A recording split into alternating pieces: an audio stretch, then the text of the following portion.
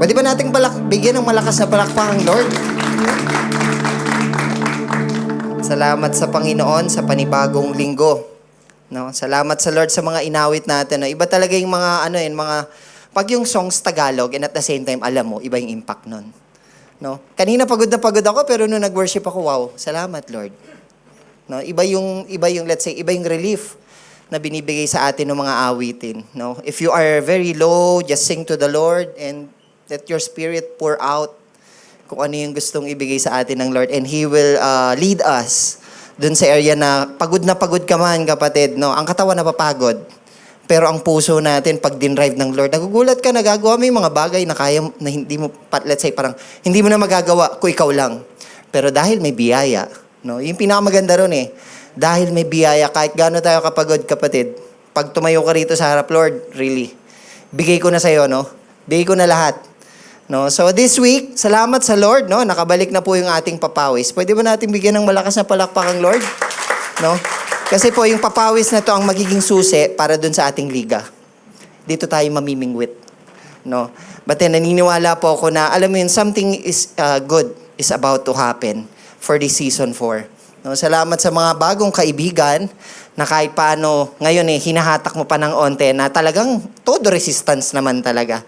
No, I remember one time yung atin po mga kapatid na pwede ba nating palakpakan ng Lord sa mga naglilingkod nating kapatid? Last year sila po ay pinipilit din. Pero ngayon meron na silang kwento. No, yun yung kagandahan nun. Kaya dahil si Lord ang nagbabago, hindi tayo mananawang mag-invite ng tao papasok sa bahay ng Panginoon. No? Ang dami pong pwedeng gawin ng Lord, no? Really, yung mga seats na wala, kung titignan nyo, kung basketball ang pag-uusapan ngayon, may nakatayo pa. Pero ang basketball na yun, bibigay natin sa Lord. No, hayaan natin si Lord ang gumalaw dito sa buhay ng ating mga kalalakihan.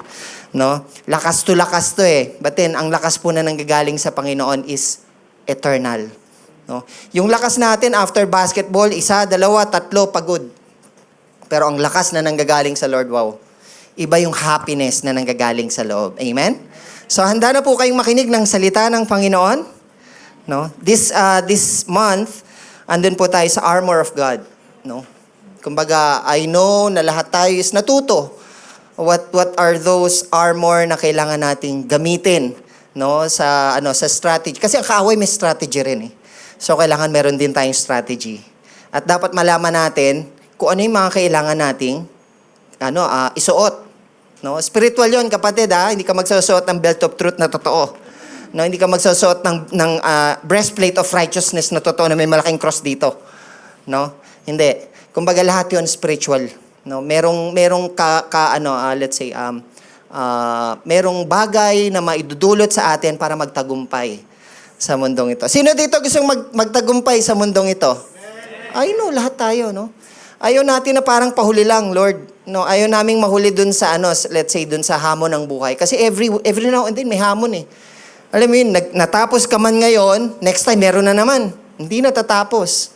Kaya nga, di ba, sabi ng Bible, brace yourself for something is about to unfold. Pero habang ina-unfold ng kalaban ng bagay-bagay sa atin, meron tayong armor of God na kailangan nating isuot. Handa na ba kayo? Amen, no? Excited po ako and I believe excited din kayo, no? But before that, manalangin muna tayo. Let us pray. Father God, salamat Lord sa oras na ito, Panginoon. Lord, salamat sa kalakasan. Indeed, Lord, yung kalakasan na meron kami ngayon, oh God, nagagaling na to sa iyo. Alam namin, Lord, most of us are drained in our work, in our people around us, Father. Indeed, Lord, ang hirap magtrabaho, Panginoon. Pero dahil alam namin, oh God, na nandyan ka, na nagbibigay sa amin ng biyaya, Lord. Yun yung tinitignan namin, Lord, bagay na hindi maaagaw sa amin. Salamat, Lord, sa oras na ito, dahil naniniwala kami katagumpayan. Naniniwala kami, Lord, na ang banal na Espiritu ay patuloy na mangungusap sa mga kapatid kong kasama sa oras na ito. Indeed, Lord, sa mga in-invite namin na sa ngayon hindi nag-materialize ang pagpunta nila sa church, Lord, speak to them. Galing kami ron, oh God. Pero sa oras na ito, Lord, nakita namin ang biyaya. At kahit kailanman, Panginoon, hindi kami mananawang ipagpalit yun, O God, sa takbo ng mundong ito. Salamat, Lord, for seeing you the priorities in our life. Salamat, Father, dahil kami ay lumalakad ng ayon po sa inyong biyaya. And sa oras na ito, Lord God, we ask that you will speak to each and everybody each and every one of us, Lord. Lord, as we hear your word, do not harden our hearts. Dalangin namin, O God, na marinig namin, Panginoon, ng malinamnam yung bagay na gusto mong sabihin sa amin. Salamat, Panginoon, sa buhay ng bawat isa. Alam namin, Father, na meron kaming iba't ibang pinagdadaanan, but in this time, Lord, we want to lift it up to you. We know, Father, that as we lift it up to you, you will give us peace. You will give us joy, O God. Sa oras na ito, Lord, maramdaman namin, Panginoon, na meron kaming Diyos na buhay na hindi nagsasawang bigyan kami ng pagpapala. And sa oras na ito, Lord, we ask also for forgiveness. Maliit man or malaki, Panginoon, you know our hearts. And we lift it up to you. Cleanse our hearts, Lord, so that we may able to hear sound and vivid kung ano man yung mga bagay na gusto mong sabihin sa amin. Salamat, Lord. Sa oras na ito, pagpalain mo kami, God, and never leave this place, O Lord. Huwag mong hayaan, Panginoon, na tapusin namin ang araw na ito na hindi namin nakita yung bagay na gusto mong sabihin sa amin. Maraming salamat po. Salamat po. Ito po aming dalangin sa pangalan ni Jesus. Amen and amen. Amen. Palakpakan natin ulit ang Lord. Para hindi tayo makaantukin. No? Kasi talagang ang Thursday, simula kaninang umaga, I know some of you ginising na ng madaling araw. Ngayon po, gabi na ulit. No? Umalis ka ng bahay, walang araw. Lumabas ka ng opisina, wala na namang araw. Kaya ang mga doktor, pag nagre-reseta, vitamin D po ang kulang. No? Pero salamat sa Lord, no? Meron tayo mga frontliners, no? Mga let's say mga tao sa health let's say area ng atin pong bansa na talaga namang 24/7 nagbabantay sa atin, no? So theme, armor of God. Let's go back to business, no? So a lot of messages we usually heard in evangelical word talks about spiritual warfare. No, every now and then, hindi po yun nawawala. Kahit anong word ang marinig natin, spiritual warfare pa rin ang pinag-uusapan. In the internet, newsfeed, di ba, pag nagbabrowse kayo sa social media, Instagram, anything, talagang makikita it talks about spiritual warfare. Something spiritual is revealing sa mga binabasa natin. And it's a very important topic. Meron po kasing need. No, there's always a need for it. No, every day we are in a spiritual battle. Paglabas mo pa lang ng bahay, pagkagising mo pa lang sa umaga, no, kahit sabihin mo yung mga kasama mo sa bahay, nagagamit ba naman din talaga, no, para, alam mo yun, para asarin yung ating, let's say, parang spiritual na buhay. But then, every now and then, nagtatagumpay po tayo sa biyaya ng Panginoon, no?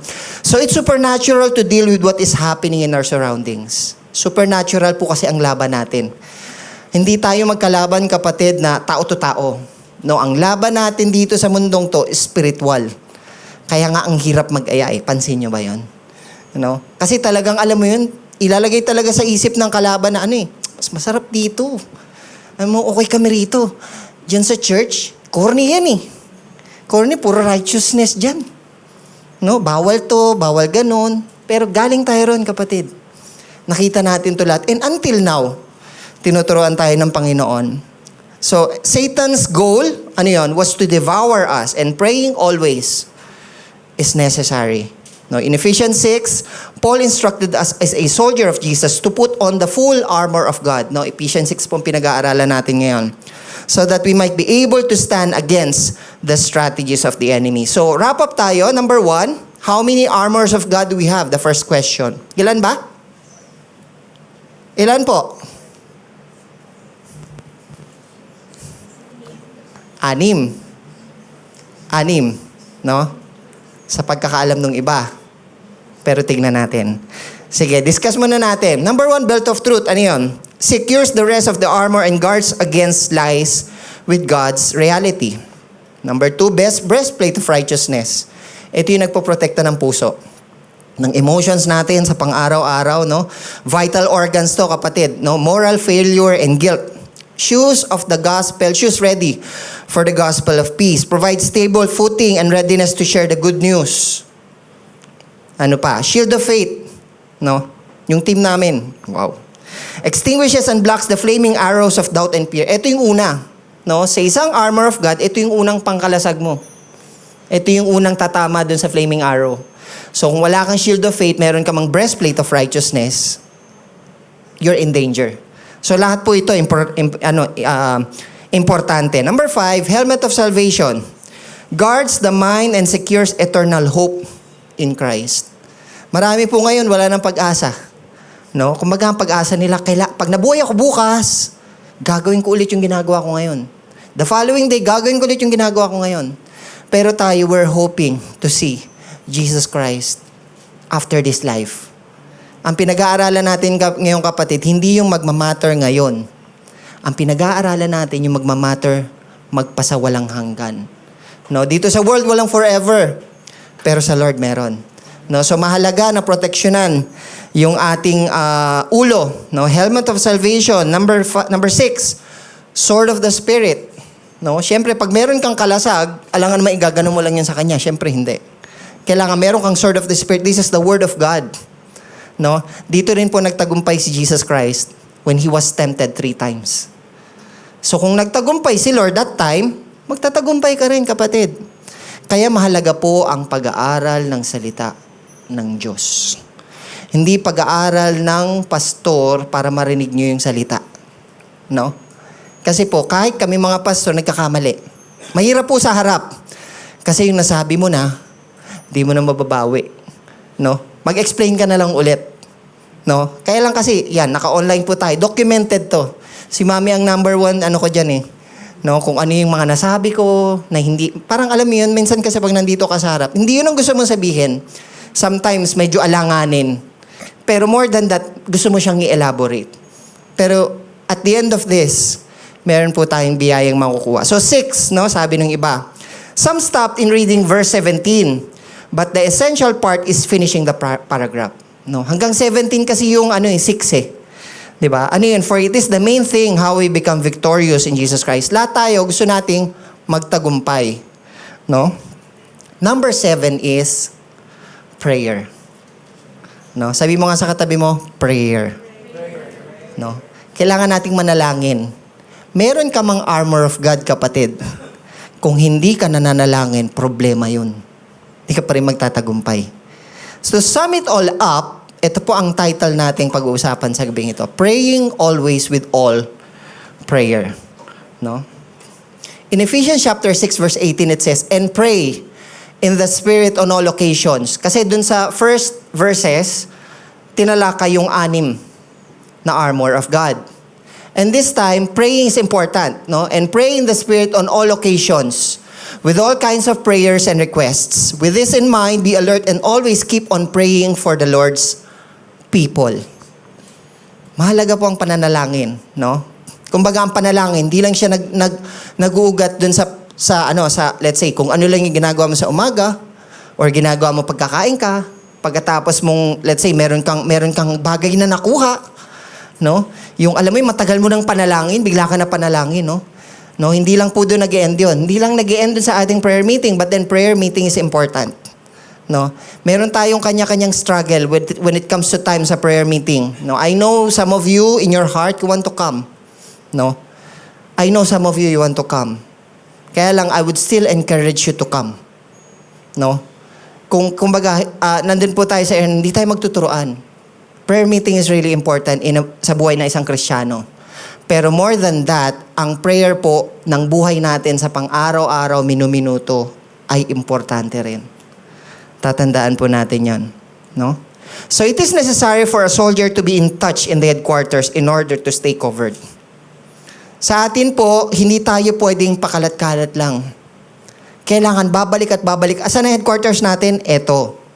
Ibig sabihin dito, we corporately serve and worship the Lord kung sino siya. No, sa buhay natin, yung ating mga struggles, alam niyo yun, kung saan ka nahihirapan, saan ka nagkukulang, binibigay natin sa Lord. Hindi lang po siya nagtapos nung nakilala natin ang Lord. Actually, nung nakilala natin ang Lord, bonus na yon. Kaya lang yung pang-araw-araw, mas nakikilala natin na ang kinilala pala natin is more than a Savior.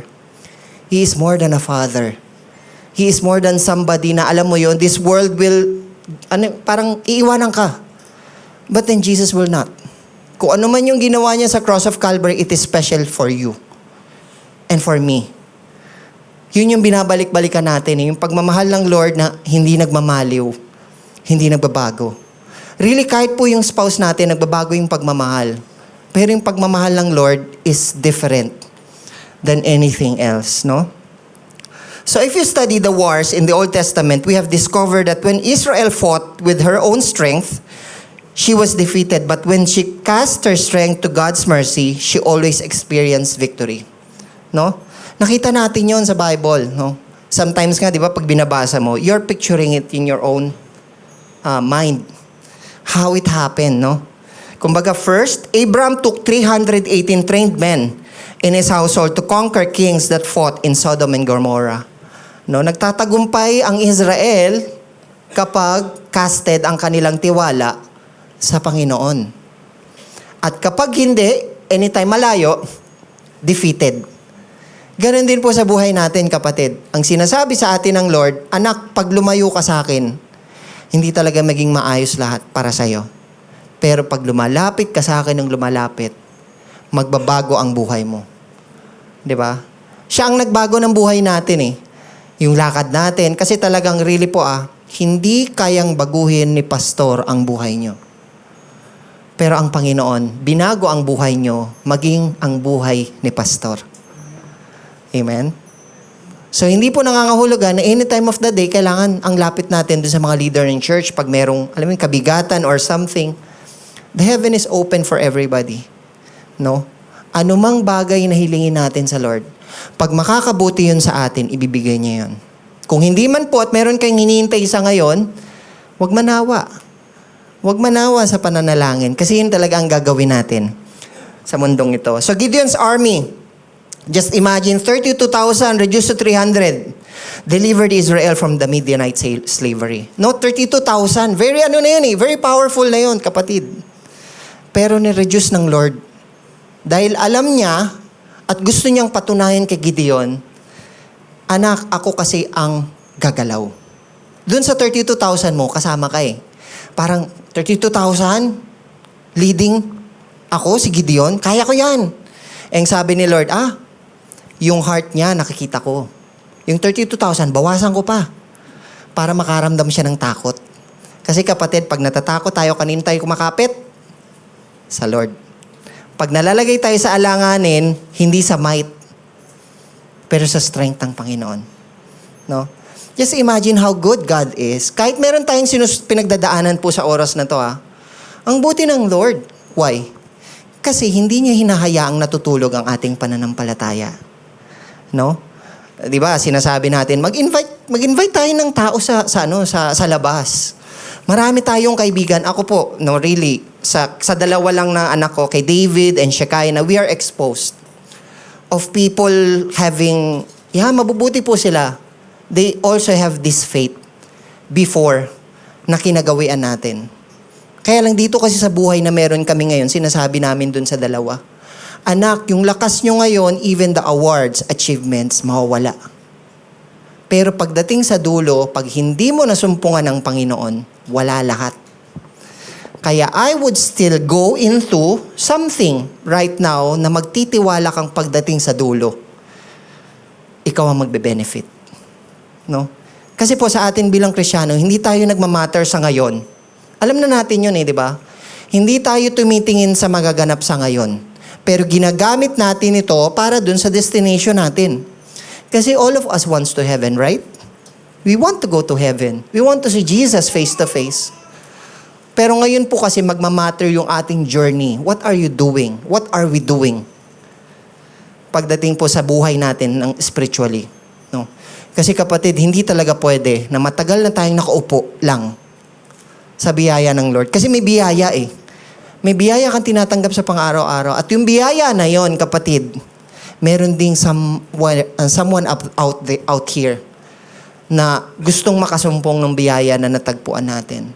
So never miss an opportunity. If you cannot share the word, invite people to church para po makapakinig ng salita. Amen? So are you with me? No? Joshua led the army and fought the battle in city of Jericho. Anong ginawa nila? They just walk around the city. Kasi may instruction si Lord kay Jericho eh. Kaya nga sa atin, kapatid, sometimes sabihin nyo, Lord, imposible. No? May doubt eh. Kaya nga, ang doubt, ang galing ng kalaban eh. Iniutos pa lang ng Lord, nagda-doubt na. Di ba? Di po ba ang pinag-aaralan natin, soldier? Ang soldier, pag inutusan ng master, anong gagawin? Susunod.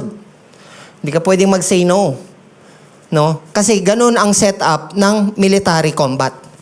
You just obey what the master is saying. Ano pa? King Hezekiah captured the Assyrians for all the victors who went before and after him. But he wrote this, no? In 2 Chronicles chapter 32 verse 8, sabi ron, with him is only the arm of flesh, but with us is the Lord our God to help us and to fight our battles. And the people gained confidence from what Hezekiah the king of Judah said. Just imagine kung palagi nating ilalagay sa isip natin, with us is the Lord our God to help us and to fight our battles. Yung battle na yung kapatid, hindi lang ibang tao. Hindi lang sitwasyon mo. Yung battle na yon ikaw. Kasi dito po sa lupa, meron tayong internal tsaka external na kalaban. Internal, sarili mo eh. No? Ang pinakamahirap sa atin bilang Kristiyano, gamitin ko po yung term ha, masyado tayong tamad. Alam mo yung minsan parang mas masarap na lang umupo. Sarap. Nakapag-church na naman ako. But then, yung mga co-workers mo, even your family doesn't know kung anong biyaya ang meron sa'yo. No? That's the reality, kapatid. I've been there, no? Kumbaga sa akin, ako po personally, hindi pa perfect lahat. Alam mo yun, marami pa tayong kailangang bago sa Lord. Lord, talaga, no? Sinusuko natin yun sa Panginoon. Kaya lang sa atin po, no? Sa buhay natin, meron tayong kailangang gawin. No? To make this world upside down. To make this world a better place. Palapit sa biyaya ng Panginoon. Kahit po yung politics sa Pilipinas. No? Sa ating mga spiritual, sa ating mga lumalapit sa Lord, dahil lumalapit tayo sa Lord, wag na natin siyang layuan. Isama natin ang bansang Pilipinas sa pananalangin. Alam ko na gusto nyo rin, na gusto nyo na rin magtrabaho doon. One way or another, it is still the call of the Lord. Whatever He says, it will happen. No? Kung ano man yung fulfillment or ginagawa ng Lord sa atin, gagawin at gagawin niya yun. No? Sabi nga, di ba, nung kanta, if it is not good, then it's not done. No, He's not done with you yet. Hindi pa maayos, so hindi pa tapos ang Lord. So kayon kapatid, kung hindi pa maayos sa'yo, hindi pa tapos ang Lord. No? Bigay lang natin sa Lord, Lord, salamat kasi hindi pa tapos. Kasi kung tapos na yan, laka na dito. No? Baga, nandun na tayo. No? So hanggang nandito tayo ngayon, Lord, gagawin ko. No? Kung ano yung gusto mong ipagawa sa akin. No? So we should not be surprised to read this militant passage, to read a verse about prayer. Kasi lahat yun, kapatid. Paano nagtagumpay sila? Abraham, Gideon, Joshua, King Hezekiah. Because they pray. Nanalangin sila sa Lord. Kasi hindi mo naman pwedeng sabihin sa Lord na, alam mo yung ibigay sa'yo kung ano yung kailangang leading eh. Ang ibibigay ng Lord sa atin, mapangyayari yon once we are connected to the heart of the one who hears the prayer. No? Kasi kung tayo lang, kapatid, kahit millions of words ang lumabas sa bibig mo, pero hindi ka connected sa heart, hindi mapangyayari ang gusto mo mangyari. Pero once you are connected with the Lord, magbabago lahat ng setup. Alam ko lahat po tayo, meron tayong experience when it comes to prayer, no? Anything that we give to the Lord, He answers. Totoo po yun. No? It's a no, a yes, or maybe. Lahat yun sagot. So wag tayong manawa na hingin sa Lord yung sagot na nanggagaling sa Kanya. So one of the frightening reasons why a pastor is not into prayer, you know ano? Nakakatakot pong dahilan ha. Kahit yung pastor hindi mapanalanginin. No? Ouch. No? Kumbaga minsan, yes, let's say, ang trabaho, busy tayo eh. Marami tayong minsan ginagawa. One way or another, minsan naiisip mo na manalangin, pero dahil dun sa kabisihan, nawawala rin siya. No? First of all is that pastor is not in the praying, but also sure that people close to him does not pray like they should. Alam mo yung salita na ipag-pray natin yan. Madaling sabihin, kapatid, pero pag nandun ka na, ang amen mo sa umaga na. Yung nag-pray ka ng taimtim, alam mo, umiyak ka pa eh.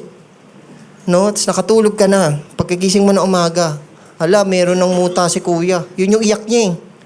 Napagod na lang din ang panalangin pero hindi po natapos ang panalangin. Kaya meron tayong matututunan kay Jesus Christ eh. No? In times of despair and in times of chaos, ang ginagawa ni Lord, humihiwalay siya sa disciple niya to pray. So sa atin, effective din pala yun, kapatid, no?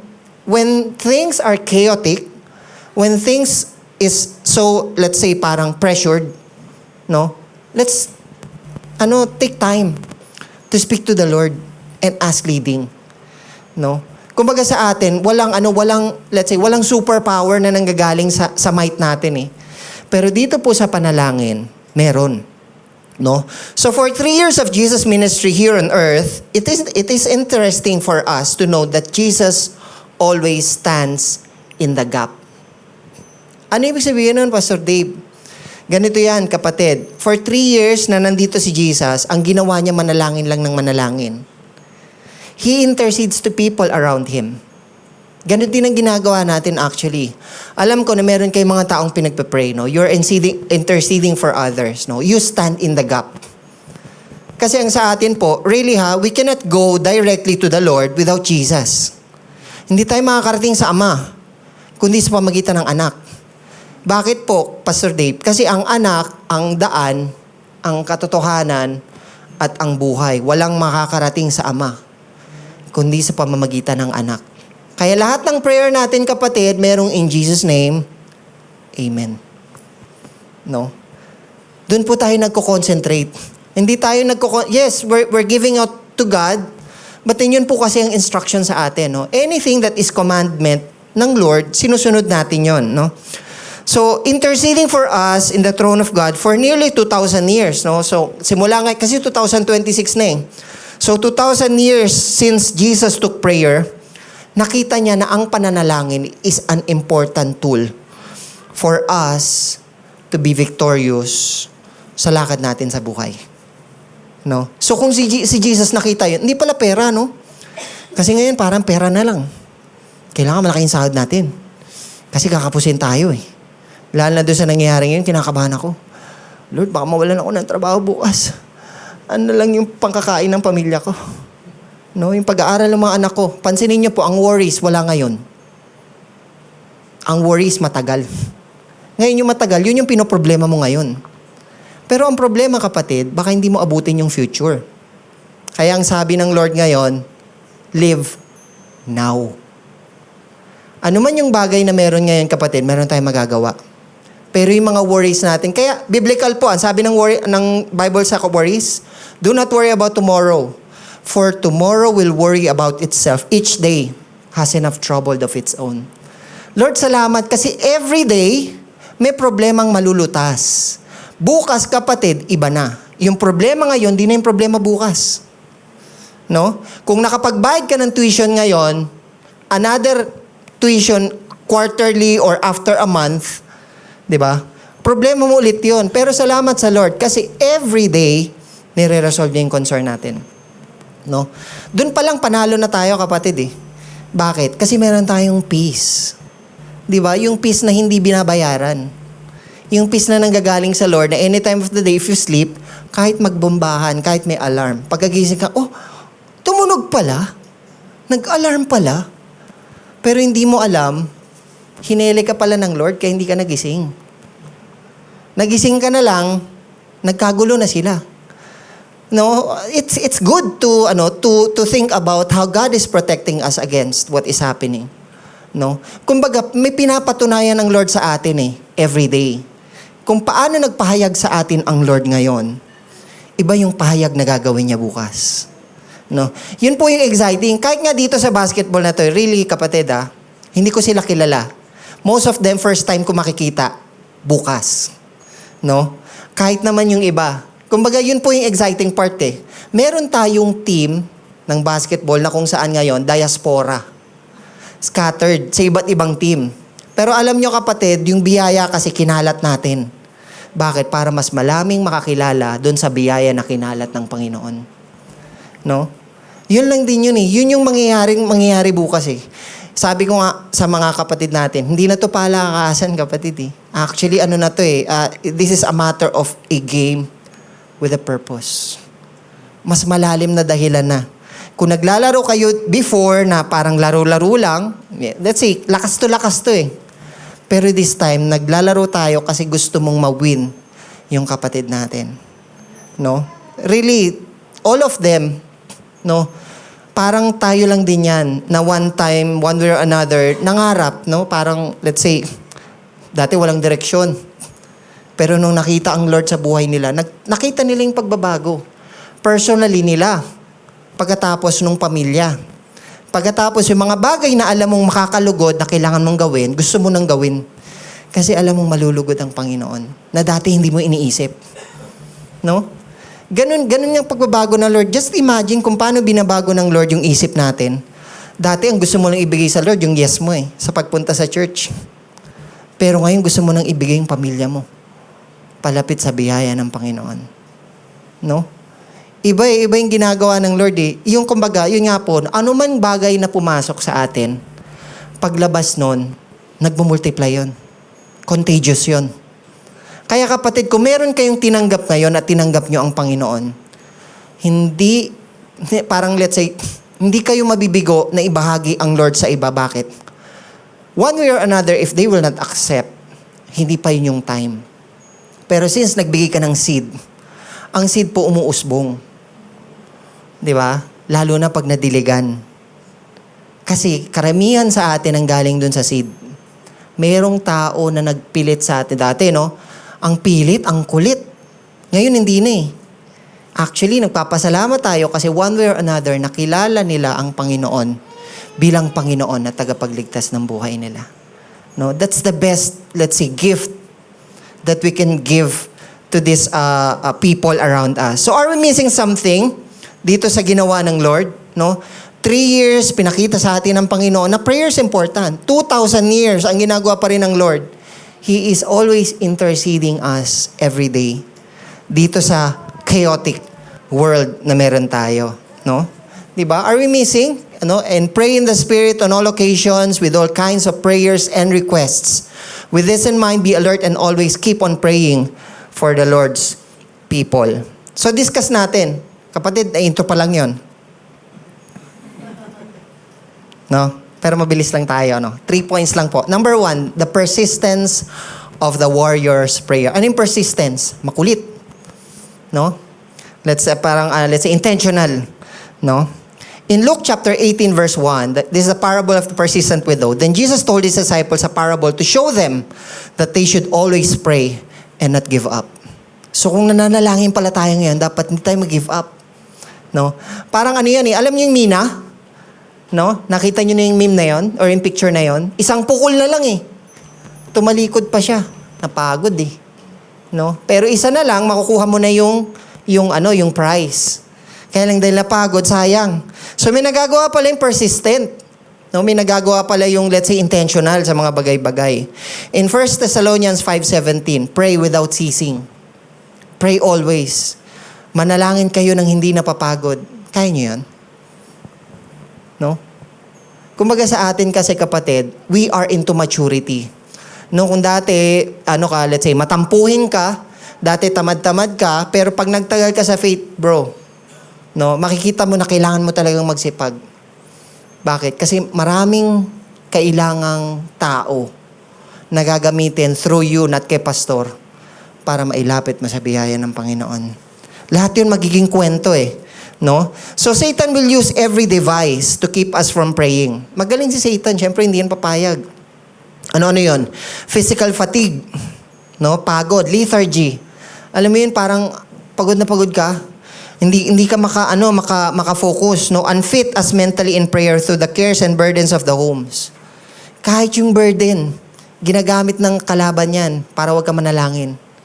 Kasi nga, alam mo yun, pag burden ka, inisip, paano na yan? Paano na yung pambayad namin? Alam mo, may utang ka na, mayroon kang utang ulit, di ka maganda o gaga.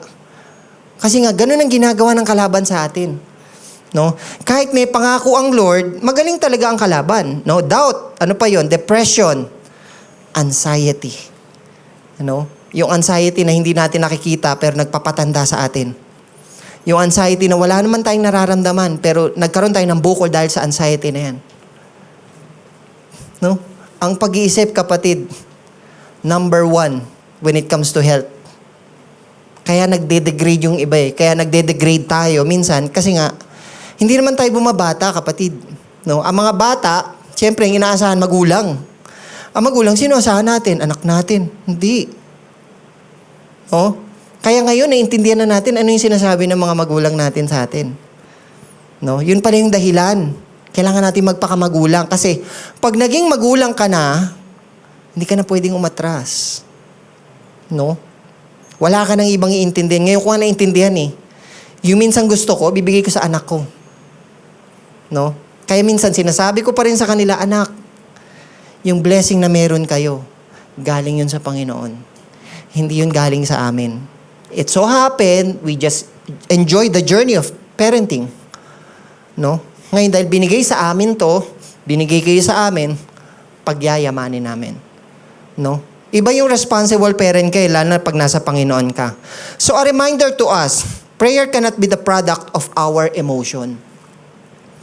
Ano ibig sabihin nun, Pastor Dave? Mananalangin ka lang pag gusto mo. Alam mo, parang, feel ko mag-pray ngayon. Ang taas ng spirit ko eh. Alam mo yun, parang kayang-kaya ko silang patumbahin lahat. Kaya yung prayer ko, mataas. Malapit ako sa Lord. May hype. No? Ang prayer, kapatid, kailangan nasa truth. No? Every day and every night, every minute, kailangan lumapit tayo sa Panginoon. Hindi siya magmamatter if you are low or in your high. Yung reality lang na manalangin ka.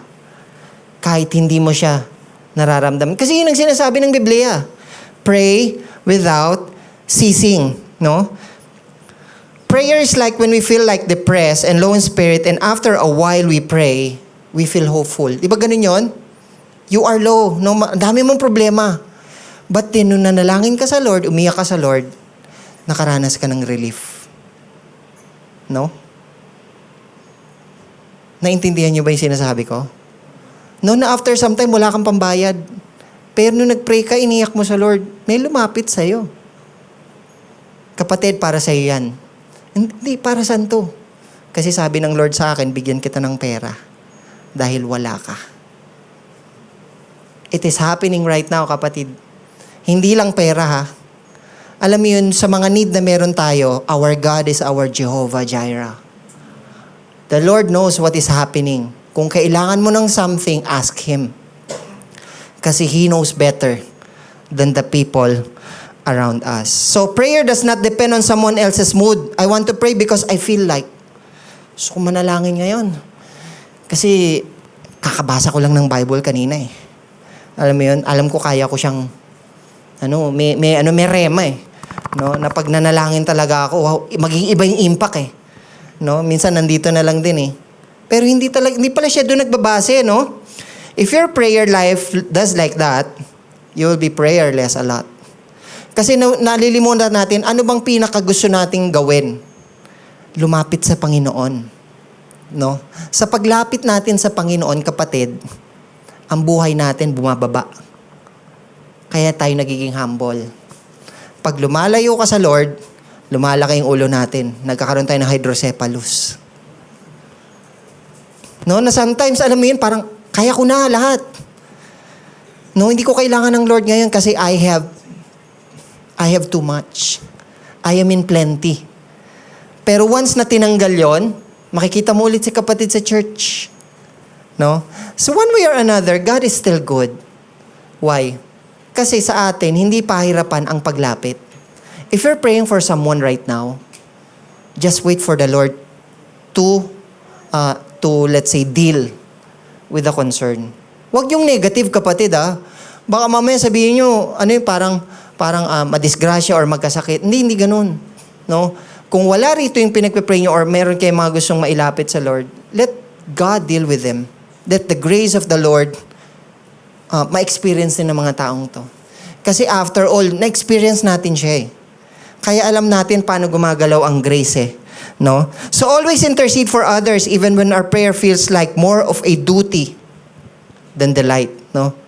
If your duty, no, sa mga buhay natin na maglapit sa paanan ng Lord, let's do it. No? Hindi tayo pupunta sa point na kailangan parang excited ako mailapit si kapatid sa Lord. No. Kapag meron po kayong naiisip, especially mga madaling araw ha, hindi kayo nagigising sa madaling araw nang wala lang. No, hindi tayo nagigising sa madaling araw kasi may sumabog. No? Minsan nagigising tayo sa madaling araw kasi may ini-impress ang Lord sa atin na kailangan nating iluhod sa panalangin. Ganun yun kasi we have this connection eh. Hindi na yun mawawala. We have this connection with God. No? So persistent trial compels persistent prayer. Kumbaga sa buhay natin, salamat Lord, bakit may pagsubok eh. Kasi dahil sunod-sunod ang pagsubok, sunod-sunod din ang lapit. Kasi kapatid, pag okay na tayo, wala na tayo rito. Di ba? Pero dahil hindi pa tayo okay at marami pa tayong gustong ilapit sa Lord, no? Yung mga tao lang sa paligid natin eh. Minsan, di ba, let's say, nagpuri tayo ngayon sa Lord, ang sarap pumunta dun sa ganong avenue. Pagkasama mo na yung mga taong, let's say, kaibigan mo, na lumalapit din sa Panginoon. Katrabaho mo, no? Kaya nga po, di ba, let's say, all of us are coming to church every now and then. Pero magbabago ang buhay natin once na nakapaglapit tayo ng kaluluwa. Palapit sa Lord. Alam mo yung seeing a person here na nakaupo for a certain period of time, and then nagpasalamat siya sa'yo kasi nailapit mo siya sa Lord sa oras na to. No? It will matter pagdating sa dulo. Number 2, ano yun? The possibilities of prayer. No? In Matthew chapter 21 verse 22 it says, "And whatever you ask in prayer, you will receive if you have faith." Mahalaga kapatid yung pananampalataya. Hindi tayo pwedeng hihingi lang na parang after some time, parang may doubt ka. No. 'Di ba? Hindi pwedeng may doubt. Kasi whatever you ask in prayer, you will receive. Sabi ng Bible, no? Kung meron kang pananampalataya. What does it mean to pray in all prayer? All occasion, all places, and all things. Get in touch with God. Alam mo yung breathing a prayer to God? Alam mo yung sigh? Alam ko sa buong maghapon, meron kayong hingang malalim. Actually, it's also a prayer. And God knows what is happening. Hindi ka pa nananalangin through words, ha? Sigh pa lang yung kapatid. Ganito yung sigh. Alam ng Lord. Parang sabi niya, anak, alam ko yung hingang yan. No? Hindi ka pa nagsasalita. Pero gusto kong malaman mo na sa hingang yon, inaayos ko na lahat. No? Imagine, God is working sa background. Hindi siya working in front. Kumbaga, ang gusto niya lang mangyari, sige na, anak, magpatuloy ka lang. Pero lahat ng gagawin mo, may consequences, ha? Pag gumawa ka ng tama, may consequences. Merong blessing yon. Pag gumawa ka ng mali, may meron din consequences yun. Meron yung pagpapalo. No? So, one way or another, we need to decide anong gusto nating gawin. So, ask the Lord. No? We need to ask the Lord, Lord, anong kailangan kong gawin? No? Si Peter, delighted siya. No? And I believe in a good praying condition. Nung time na malulunod siya, sabi niya, Lord, help. Yun lang ang nabanggit niya. But then si Lord, di ba, hinawakan kagad siya nung malulunod siya. Kasi nga, that time, ano ba nangyari kay Peter? Nawala yung kanyang pananampalataya. It is also same happening with us. Nawawalan tayo ng pananampalataya. Kaya yung salitang, Lord, help me. Malaking bagay yun sa atin para banggitin yung mga salitang yun palapit sa Lord. No? The spirit of prayer makes us so intimate with God. No, intimate friends. 'Di ba? Ang mga magkaibigan pag intimate na, nag-share na ng secret 'yan. No? 'Di ba? Even your family hindi alam eh. Pero mga kaibigan mo alam nila kung anong pinagdadaanan mo. So ganun na ka-intimate ang usapan niyo. It's the same with God. It's the same with Jesus. We need to ask the Lord, teach me how to pray. No? Even the disciples, hindi naman sila nanalangin na, Lord, teach us how to preach. Lord, teach us how to lead. Lord, teach us how to heal. But they always ask Jesus, Lord, teach us how to pray. No? Tayo, marami tayong dinudulog sa Lord. Pero minsan nakakalimutan nating dalhin sa Lord. Lord, turuan mo ko manalangin. Kasi really, kahit nasabi mong, let's say, if you are a pastor, sometimes, alam mo yung mga hinugot mong words, pag nasa mic mo lang, hindi mo parang hindi nagkakaroon ng bearing eh. Once you are led by the Holy Spirit, nagbabago ang setup. No? Yun po yun. Doon magbabago lahat, no? So even the disciples, no? Yung kumbaga, lumapit sila sa Lord. Pero hindi nila tinignan yung mga bagay or achievement na pwede nila makuha more than the prayer that they can get to Lord Jesus Christ, no? I find comfort in that because prayer should be the last discipline we can ever do. Ang pananalangin ang pwedeng minsan pinakahuli nating pwedeng gawin. 'Di ba? Alam natin dapat ang prayer ang first resort eh. Pero in reality, kapatid, gagawa ka muna ng paraan eh. Pag nakagawa ka ng paraan at na-resolve mo, mananalangin ka ngayon sa Lord at magpapasalamat. Guilty? Na minsan ang prayer wala sa unahan. Hindi tayo pupunta sa point, may problema. Pray muna tayo. Minsan, na pangyayari, pero most of the time, yung might ang nauuna. Gagawa akong paraan. Gagawa akong paraan. Utang muna ako kay Brother Manny. Kasi bago yung trabaho niya eh. No? Sensya ka na bro, nasa harapan kita eh. No? Tao ang unang naiisip. Pero ang kailangan natin gawin, first resort, go to the throne of Jesus. He knows what is happening. No? Number 3, the petitions of prayer. In supplication, ano yun? To ask God what you need. In Matthew chapter 7, verse 7, the power of asking, ask, and it will be given to you. Seek, and you will find. Knock, and the door will be open. So ask pa din. No? Kailangan nating dumulog. Kailangan nating parang kalampagin ang biyaya ng kalangitan dun sa ating pananalangin. No, reversal, i-reverse natin. Ano ba yon? In James chapter 4 verse 2, you desire but do not have, so you kill. You covet but you cannot get what you want, so you quarrel and fight. You do not have because you do not ask God. So ngayon alam na natin. No? Nasa lahat ng meron, kapatid, even though you have this armor, pag walang pananalangin, talo tayo dyan. No? So, any time of the day, lagay natin sa isip natin, it is good first to consult the one na pinanggalingan ng panalangin. And ask Him, Lord, teach us how to pray. Teach us how to pray. So, I have a story here. It is a story of a couple who went to heaven surrounded by file drawers. Bago, no? Bagong couple, dumating sa langit. Daming file drawers. One way or another, pile up. Siyempre, sikat sa heaven, sino? Si Saint Peter. No? Siya talaga palagi, paglangit. San Pedro. No? Saint Peter was asked by newcomers, story lang po ito and said, there is a file drawer here which has your name on it. Sabi dun sa couple na yun, merong file drawer dito, andun yung pangalan nyo. Siyempre, amazed, no, in dalawa. Oh, that is impossible. What's in the drawer? A newcomer asked, where is this file all drawers for? Para saan ba talaga to? Sabi niya, oh yes, St. Peter. Sabi ni St. Peter, you see here drawers having prayers God wants to give you, but you never ask for. So, ibig sabihin, nandun sa mga file drawer na yon, yung dapat pinanalangin mo na naibigay sa'yo pero hindi binigay kasi hindi ka nanalangin. No? Para minsan sayang. No? Kaya simula ngayon, nung nabasa nga ito, sabi ko, Lord, kasi napunta siya sa attention ko no? Parang gusto kong pumunta ron sa point na pagdating ko ng langit, yung drawer ko walang laman. Kasi lahat ng pinanalangin ko, na pangyari. No? Huwag nating hayaan, kapatid, na yung file drawer sa taas, marami. Kasi ibibigay ng Lord Di ba sabi, ask and it will be given, seek and you will find, knock and the door will be open.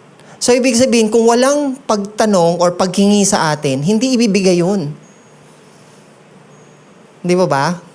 Minsan, hingi ka ng hingi, panalangin ka ng panalangin, pero ang totoo ay, yun nga, marami kang gustong hingin sa Lord. Pero ang totoo, hindi ka na nanalangin.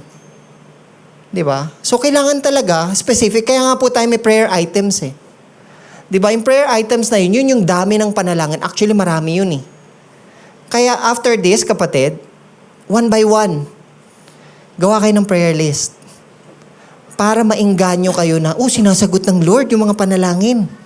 Nakaka-amaze. Whether it's about financial, about job, about your family, your friends, na gusto mo makilala sa Lord, walang imposible sa taong nananalangin. Posible. Kahit imposible, no? Kasi yun po sabi, no? The Bible says, if we ask, He will hear us. God can do whatever He wish. Kasi si Lord nga po, sa Kanya ka mananalangin. Ang panalangin natin, kapatid, hindi magmamatter dun sa galing ng nananalangin, kundi dun sa Diyos na nakikinig. Kaya kahit sino natin, pwedeng manalangin. Hindi pwedeng minsan, si kapatid, naghihingalo. Tawagan mo si pastor. Dali, tawagan mo si pastor. Baka mamatay ito sa harap ko.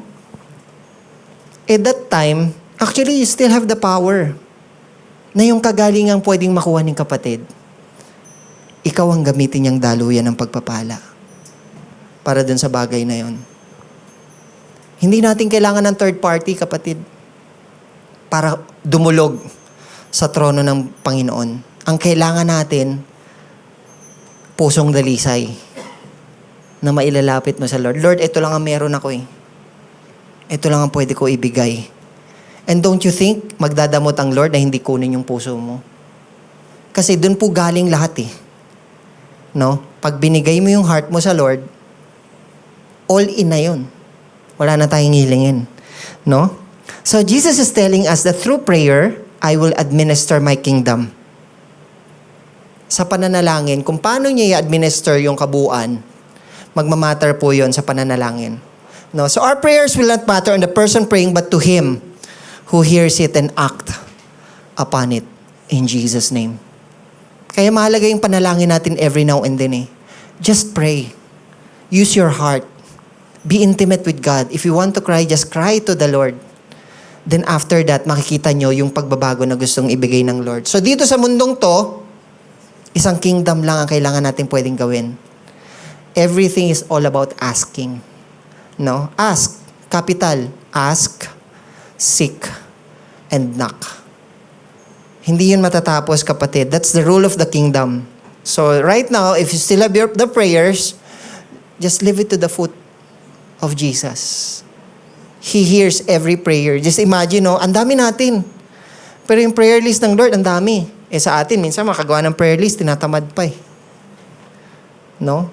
So ano mang, kapatid, yung kabigatang meron ngayon sa inyo, ano mang pangailangan, hindi magtatapos ang Lord yan. Tandaan niyo yung file drawer. Nandun yun eh. Pag ni-request mo, makukuha mo. Ask. And it will be given to you. Seek. And you will find. Knock.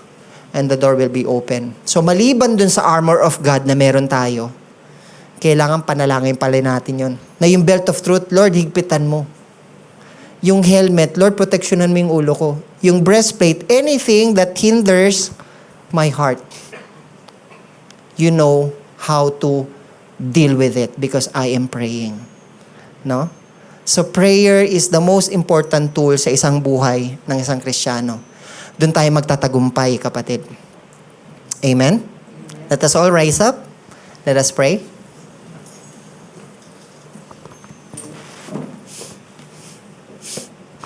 Let us pray. Father God, salamat Lord sa oras na ito, Panginoon. Salamat po sa katagumpayan ng pananalangin. Indeed, Lord, forgive us. For so many times, O God, kulang po kami, Panginoon, sa pananalangin. But in this time, na-remind po yung aming mga sarili, O God, how important it is to pray. Lord, this time we pray for our leaders, O God. We pray for this country. We pray for the Philippines, Father. We pray, Father, for everything that gives us anxiety, O God. We pray for our family, O Lord. And we speak blessing, Panginoon, sa mga taong nakapaligid sa amin. Lord, salamat, Panginoon, dahil alam namin na magtatagumpay kami, O God, any time of the day by praying. And salamat din, Lord, dahil alam namin that you're giving us this mouth, these lips, to utter all the concerns of our life, Lord. Maliban sa kondisyon ng heart namin, Panginoon, binigyan mo kami ng labi, O God, para sambitin, O Father, yung kabigatang meron kami. But then, salamat, Lord, after all the kabigatan, O God, nakikita namin, Panginoon, na may kabuluhan, Panginoon, yung paglapit namin sa inyo. Kahit sa oras na ito, Lord, we lift up to you those people na sa oras na ito nangangailangan pa ng pag-asa, Panginoon. We pray, Father, that you'll speak in their hearts. Gagawin namin, Panginoon, is to just walk in accordance of your will, O God, and to be a blessing to others. But then it is our prayer, O God, that as we walk and step, Lord, gamitin mo yung buhay namin, Panginoon, para magkaroon ng kurot sa mga taong nakapaligid sa amin. Lord, we ask for your holy presence, O God, to speak to everybody. Alam namin, Panginoon, na may mga kabigatan kami na nagiging dahilan, Lord, bakit di kami makalapit sa inyo? But then this time, Lord, nais naming angkinin, O Father, yung katagumpayan na pag lumapit kami sa inyo, Panginoon, magkakaroon kami ng relief sa heart namin, Panginoon. And alam namin, Lord, marami pang kabigatan na mararanasan ng inyong mga anak. Pero naniniwala rin kami, Lord, maraming biyaya ang matatanggap namin, Panginoon, na nanggagaling sa inyo. Lord, speak to these people, O God. Speak to my brothers and sisters right now. Ano man yung pinagdadaanan, Panginoon, namin, gumugulo sa aming isipan, Lord. Lord, teach us how to pray. Teach us to enumerate all the concerns that we have, O God. Bigay mo sa amin, Panginoon, yung puso na lagi kaming connected sa iyo. Bigay mo sa amin, Panginoon, yung everyday, Lord, namnamin namin, Panginoon, yung salita na nanggagaling sa inyo. Bigay mo sa amin, Panginoon, yung excitement, Father, that this day will never go by, O God, nang hindi kami dudulog sa inyo, Panginoon. Salamat, O Lord. Salamat sa pananalangin, O Lord. Salamat sa area ng buhay namin, Lord, na binigyan mo kami ng pananalangin, O God, para magtagumpay sa buhay na ito. And this time, Lord, as we walk and as we do our thing this week or for the next hours to come, it is our prayer, O God, that you will humble our hearts. It is our prayer, Father, na linisin mo yung laman ng aming puso, Panginoon. And even yung kabigatan na meron kami sa puso namin, Lord, ikaw ang nakababatid, Panginoon. Salamat, Lord. Salamat sa relief na ginagawa mo sa amin every now and then. Sa kalakasan, Lord, ng aming pangatawan. Sa mga kapatid, Lord, na nagbibigay sa amin ng kalakasan, Panginoon. Sa mga kapatid na tumatapik sa amin, Lord, every now and then na kailangan namin, Panginoon. Salamat sa mga taong nananalangin sa amin, O God. Salamat, Lord, sa kapangyarihan na ikaw ay palaging nakikinig, Panginoon, sa aming mga panalangin. Hindi kami magsasawa, Panginoon, na ilapit sa inyo ang lahat ng bagay. Pagkat alam namin, Lord, na ito ang pinakamabisang paraan para kami magtagumpay sa mundong ito. Maraming salamat, Panginoon. Continue to speak to us, O God. And even for the rest of the day, Panginoon, lahat ng kabigatan namin, teach us, Lord. Teach us how to pray. Thank you, Lord Jesus, for this wonderful night. Salamat, Panginoon. Ang lahat ng kapurihan, ang lahat ng pasasalamat at pagdakila ay tanging sa inyo lamang. Sa pangalan ng iyong anak na si Jesus at ang anak ng lahat ng Diyos ay magsabi ng Amen and Amen.